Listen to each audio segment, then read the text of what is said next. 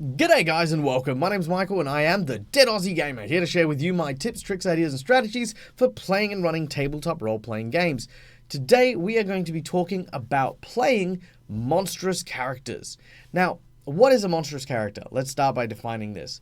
I am going to be defining a monstrous character for the purposes of this video as quite literally any type of character who's playing a race that is, I suppose, physically terrifying or commonly considered an enemy to the general populace. This could be by playing an orc, this could be by playing a giant shark, this could be by playing a robot or a demon, all of these characters who would otherwise be considered monstrous or villainous.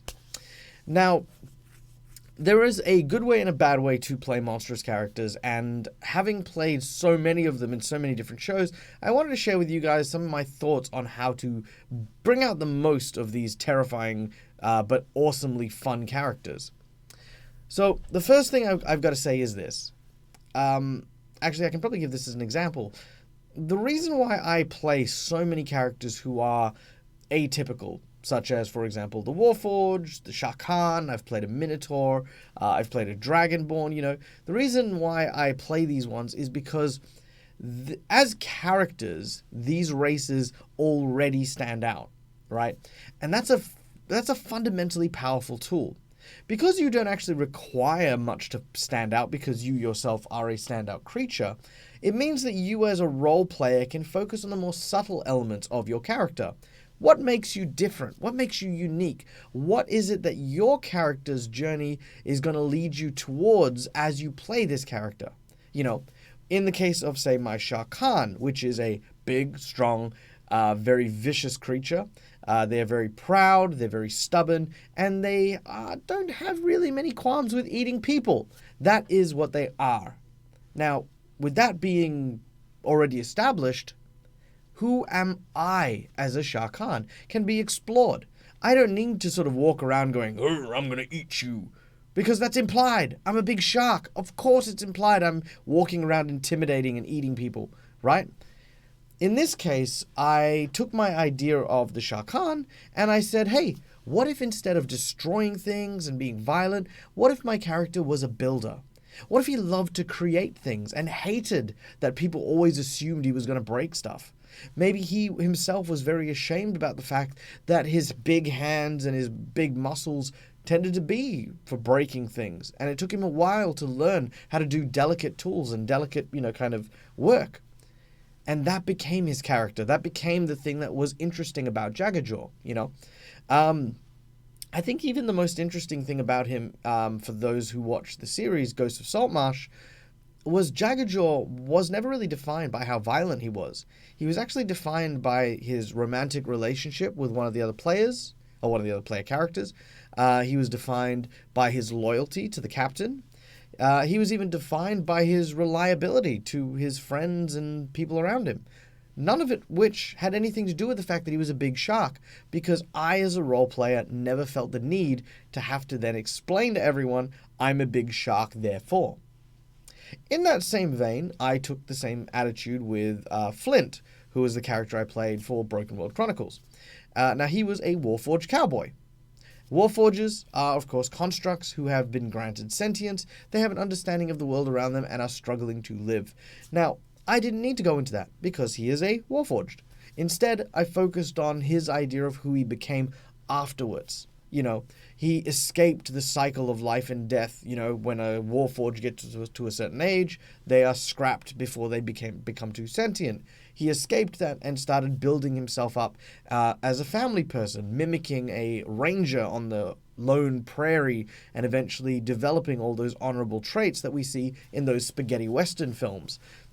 That became the flavor I added to it. So when you are playing a monster, remember, if you're playing a monster, there's no need to just tack more and more of that monster on. A good example is actually one of my players, and if you're watching, by the way, it's not a dig, okay? This is just an example. I had a guy who was playing a lizard folk, who controlled lizards, who spoke to lizards, who had a pet lizard, and, that was all there was to the character, And the thing is that there is no depth to monster characters like that. You may as well be an NPC, there is such a thing as adding too many of these gimmicky layers. You're more than a gimmick, you know? Your monster character is a unique persona that you need to create. The equivalent would be, say, a human character walking around saying, hey, look at me and my short lifespan.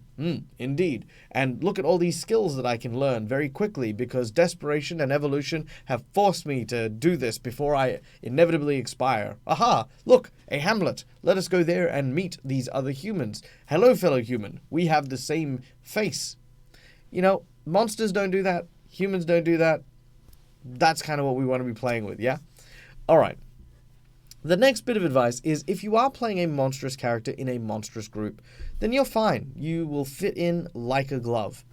But if you're playing a monstrous character amongst people who aren't monstrous, it's important to remember that your character needs, and I mean you as a player need to define this, your character needs to have a strong connection to staying with that group.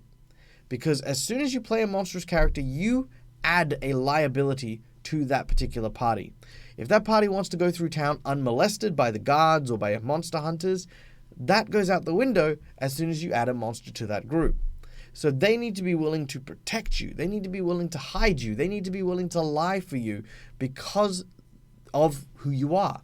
If you are an unpleasant, miserable, temperamental, angry dude who's like this lone wolf and, you know, you just don't want to get to know anyone, then of course no one's going to stand by you and no one's going to look after you.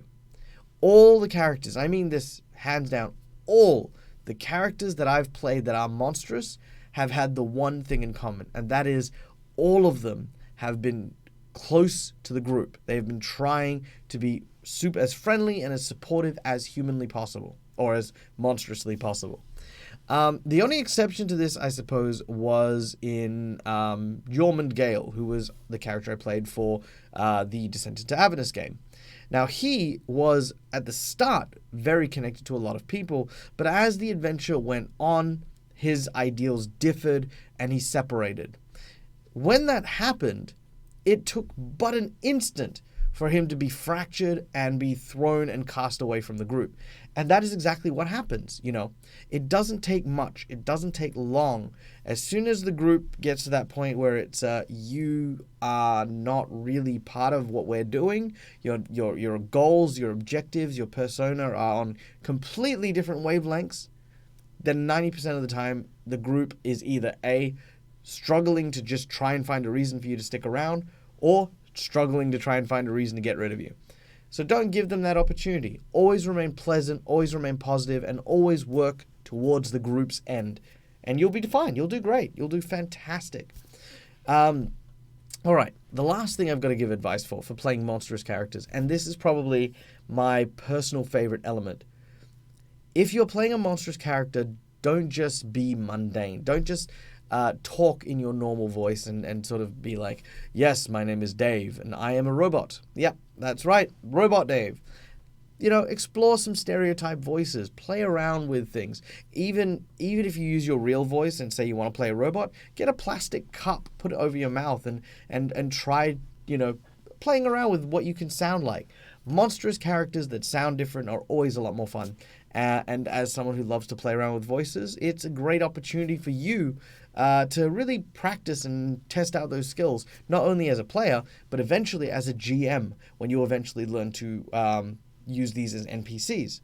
So goblins have a voice, and orcs have a voice, and Shah Khan have a voice, and dragons have a voice. You know, it's a great chance to practice. All right. Thank you so much for listening. I hope you enjoyed this video. If you did, please hit that like button, hit that subscribe button. Go check us out on all of our links below from Facebook, Twitch, Patreon, and the like. You can help us keep the lights on for as little as I think it's $1 a month. You can help us keep the lights on.